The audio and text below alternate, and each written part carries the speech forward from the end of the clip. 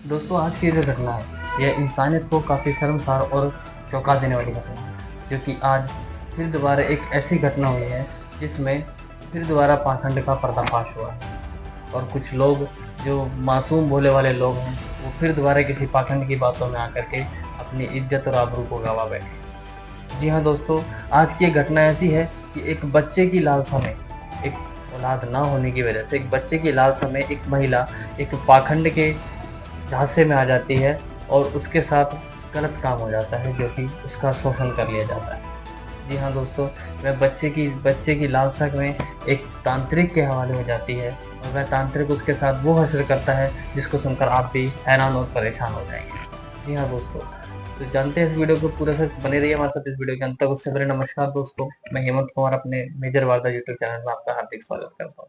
मैं आशा करता हूँ आप सभी बहुत अच्छे होंगे, अपना ध्यान रख रहे होंगे। दोस्तों, आज की जो घटना है यह उत्तर प्रदेश के वाराणसी जिले की घटना है, जिसको देवभूमि भी कहा जाता है, जहाँ पर लाखों आत्माएं तृप्त होती हैं, मोक्ष पाती हैं। वहीं की ये घटना है, जो कि बनारस की घटना है। इसमें होता क्या है कि एक परिवार रहता है, बहुत ही छोटा परिवार रहता है। उस परिवार का जो एक मुखिया रहता है जिसका नाम है राघवेंद्र, और उनकी एक पत्नी रहती है जिसका नाम है गायत्री देवी। यह बड़े ही आराम से और इतनी खुशी खुशी अपने परिवार को चलाते रहते हैं। इनके दो बच्चे होते हैं। नाम बड़े बेटे का नाम होता है अरविंद और छोटे बेटे का नाम होता है रविंद्र। ये दोनों इनके बेटे रहते हैं और ये भी अच्छे तरीके से अपना काम वगैरह करके अपना घर चला रहे थे। तो ये जो परिवार के मुखिया रहते हैं राघवेंद्र, ये सोचते हैं कि अब हमारे घर में अब शादी वगैरह कर देनी चाहिए अपने बच्चों की, और हमें भी अब इस कर्ज से मुक्त होना चाहिए। तो वह क्या करता है कि अरविंद के लिए एक लड़की ढूंढते हैं और उसकी एक रंजना नाम की लड़की से शादी कर देते हैं। रंजना काफी अच्छी और खूबसूरत दिखने वाली और संस्कारी लड़की होती है, जो कि अरविंद को काफी ज्यादा पसंद आती है। अरविंद की शादी उसके साथ करवा दी जाती है और खुशी खुशी अपना जीवन व्यतीत करना शुरू कर देते हैं। इसी के चलते क्या होता है कि 3 साल बीत जाते हैं, पर लेकिन उनको औलाद का सुख नहीं मिलता। तो हार करके जो गायत्री देवी होती है, उनके अंदर बड़ी ही लालसा रहती है कि वह अपनी गोद में एक बच्चे को खिलाए। इसके चलते क्या होता है कि वह हार करके रंजना से, उसकी जो सास होती है गायत्री देवी, वह रंजना से कह देती है कि अब हमें एक बच्चे की लालसा है, एक हमें बच्चा दो, एक बच्चे की किलकारी गूंजनी चाहिए इस परिवार के अंदर। वह रंजना समझ जाती है और वह शाम को जब अरविंद अपने घर आता है तो अरविंद से सारी बातें बताती है, क्योंकि माँ ने उनसे ऐसे ऐसे कहा है। तो अरविंद भी इस बात पर बैठ कर काफी सोचता है और वो कहता है कि सही कह रही है, हमारी शादी को 3 साल हो चुके हैं और अभी तक हमें कोई भी औलाद का सुख नहीं मिला है, जिसको लेकर के पहले से खुद भी दोनों बड़े चिंतित रहते थे। तो इसी के चलते वह एक डॉक्टर के पास जाते हैं। डॉक्टर उनको कुछ दवाइयां वगैरह चलाता है कुछ समय तक, पर लेकिन उससे भी उनको कोई कामयाबी हासिल नहीं होती। उसी के चलते फिर वह किसी बाबा वगैरह पंडित वगैरह के पास भी जाते हैं और उनको कुछ अपना हाल बताते हैं, पर लेकिन वहां से भी उनको कोई कामयाबी हासिल नहीं होती।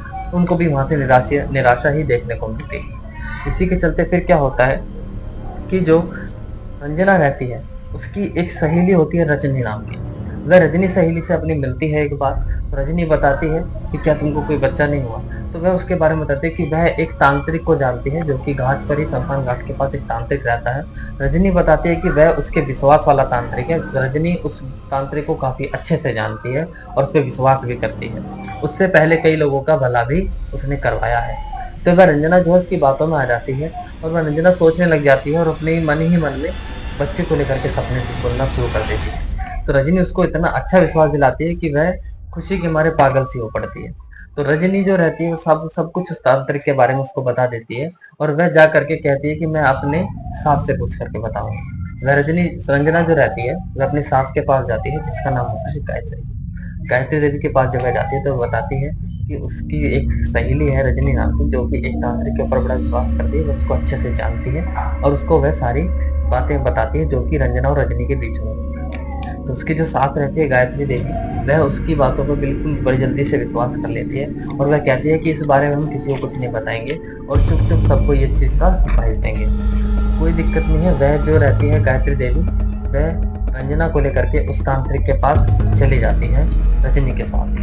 जब जाती है तो घाट पर देखती है कि बड़ी अपार तरीके से वहाँ पर पूजा वगैरह हो रही होती है। घाट पर हवन वगैरह करते रहते हैं और भी लोग वहाँ बैठे हुए होते हैं। और वहाँ पर जो तांत्रिक बैठा रहता है, रजनी जिसके पास लेके जाती है, उस तांत्रिक का नाम रहता है केतुराम स्वामी,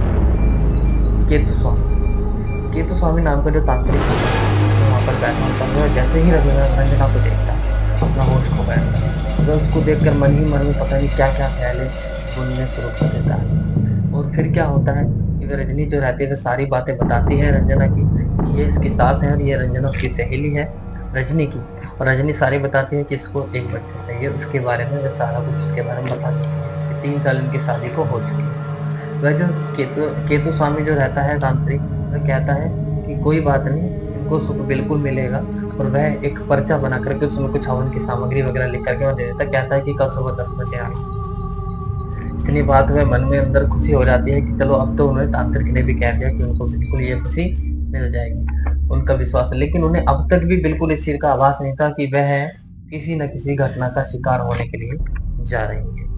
फिर क्या होता है कि गायत्री देवी घर जाती है और अगले दिन से पहले ही वह सामग्री इकट्ठा करना शुरू कर देती है और बाजार में से सामग्री ला करके रंजना को दे देती है। रंजना उसे रख लेती है और एक झोले में पैक करके रख देती है। और गायत्री देवी अगले दिन सुबह 10 बजे राइट वहां पर तांत्रिक के पास घाट पर पहुंच जाती है। रंजना और गायत्री देवी दोनों सास बहू वहां पर पहुंच जाती है और जैसे तांत्रिक देखता है उन्हें बिठाता है और वह मनी मन अपने हवस के ख्याल बोलता रहता है। और तुरंत इसके बाद क्या होता है कि जो गायत्री देवी को वो बोलता है तांत्रिक, अब मुझे हवन की विधि शुरू करनी है। वह कुछ पूजा तो वहीं पर करनी शुरू कर देता है। करते करते शाम हो जाती है और शाम के बाद बोलता है कि आपकी बच्ची में जो है कुछ ज्यादा ही अड़चने है, इसलिए इसकी जो एक विधि विधान से पूजा होगी जो कि नदी के उस घाट पर दूसरे घाट पर होगी। तो गायत्री देवी कहती है कि ठीक है चलो मैं भी चलती हूँ। तो वह तांत्रिक जो रहता है वह उनसे मना कर देता है कि नहीं, ये एकांत में पूजा होगी और इस बच्ची को ही लेकर जाना पड़ेगा। तो वह रंजना देवी को लेकर के वहां से निकल जाता है और गायत्री देवी उसकी बातों पर विश्वास कर लेती है। और जैसे ही वह उसको लेकर के पल तरफ जाता है, नदी के उस पार जाता है, जाने के बाद वहां पर जो हवन क्रिया शुरू कर देता है। इतनी तेज तेज अपार मंत्रों से बोलता है कि वह जो रंजना रहती है वह शायद ही अपने मन में सोचने लग जाती है कि शायद आज उसका भला हो ही जाए। उसको कुछ नहीं पता था कि आगे क्या होने वाला है, उसकी जिंदगी किस मोड़ पर जाने वाली है। तो तुरंत तांत्रिक क्या करता है, धीरे धीरे वह अपने कपड़े उतारने शुरू कर देता है। जब वह अपने कपड़े उतारने शुरू कर देता है तो वह रंजना जो रहती है कुछ कुछ उसके मन में डाउट होता है, पर लेकिन फिर भी वह उस खुशी के सामने उस पर बिल्कुल भी शक नहीं कर पाती। तो वह तांत्रिक अपने कपड़े उतारने के बाद बैठ जाता है और बैठ के बोलता है, फिर रंजना के पास जब जाता है तो उससे बोलता है कि आप भी अपने कपड़े उतारो। रंजना बोलती है कि मैं क्यों अपने कपड़े उतारूं। तो वह उससे कपड़े उतारने के लिए मना कर देते। वह रंजना को बड़ी बुरी तरीके से चिल्लाकर डराकर बोलता है कि मैंने अपना पूरा दिन तुम्हारे पीछे ऐसे ही व्यस्त नहीं किया, ये पूरी होने वाली है, तुम्हें वो ही खुशी मिलने वाली है जिसके लिए तुम 3 साल से तरस रही हो।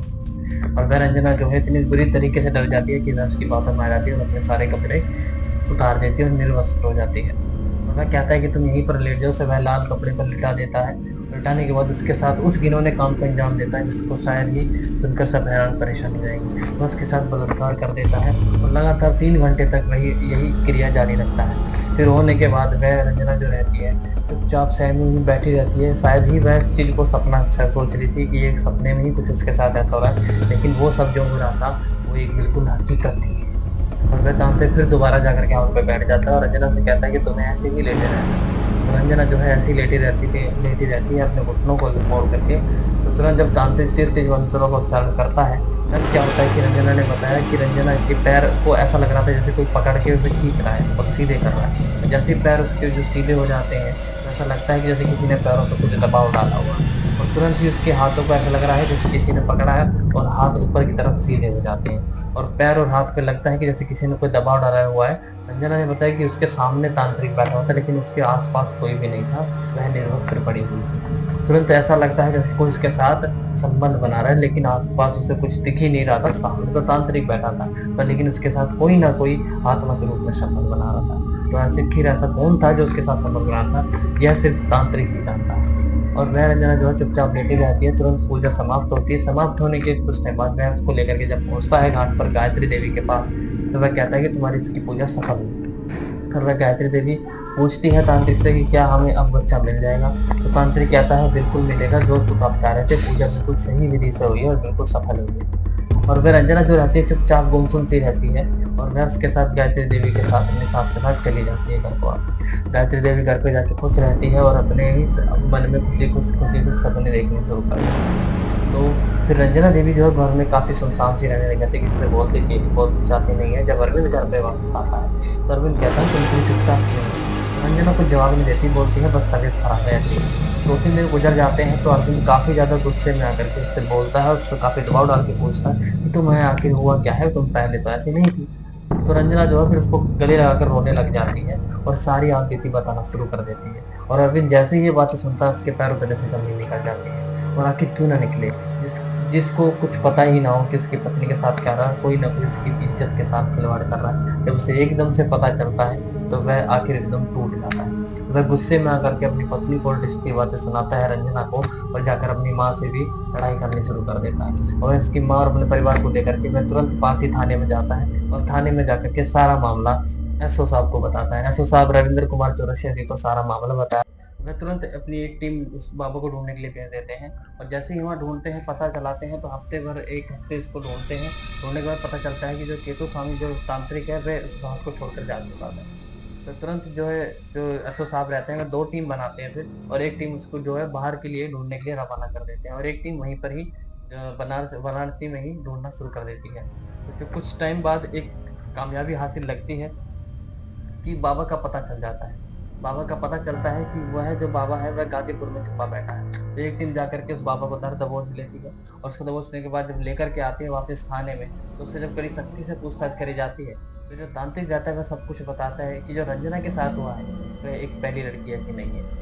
वह ऐसी पता नहीं 300 से ज़्यादा लड़कियों के साथ ऐसा कुछ कर चुका है, जो कि इस गंदे घिनौने काम को अंजाम दे चुका है। पता नहीं कितनी लड़कियाँ और महिलाएँ उसका शिकार हो चुकी हैं। पुलिस उसको काफ़ी ज़्यादा सख्ती से पेश आती है और उसको जो है जेल के लिए भेज देती है। उसको कड़ी धाराएँ लगा के उस पे जेल जेल भेज दिया जाता है।